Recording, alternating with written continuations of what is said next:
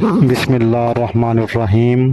السلام علیکم ورحمۃ اللہ وبرکاتہ۔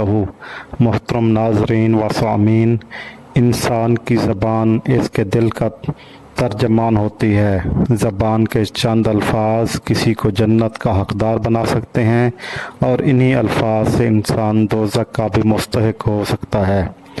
زبان کا صحیح استعمال دین اسلام میں ایک بہت بڑی عبادت شمار ہوتا ہے۔ آج کی حدیث اسی زبان کی حفاظت کے بارے میں ہے۔ ایک نہایت اور تنبہ آمیز پیغام لے کر آئی ہے۔ چلتے ہیں آج کی حدیث کی طرف۔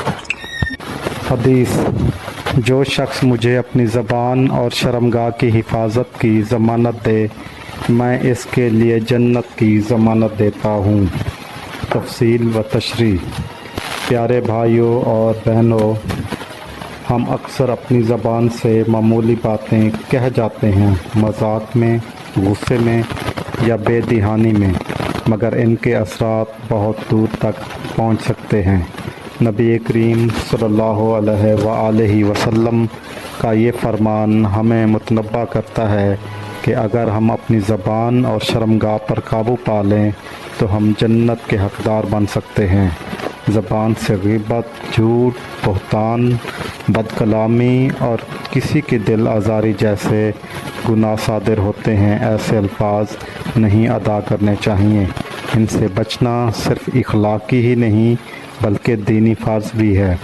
اسی طرح شرمگاہ کی حفاظت یعنی زنا، فحاشی اور بے حیائی سے بچنا ایمان کا اہم ترین حصہ ہے۔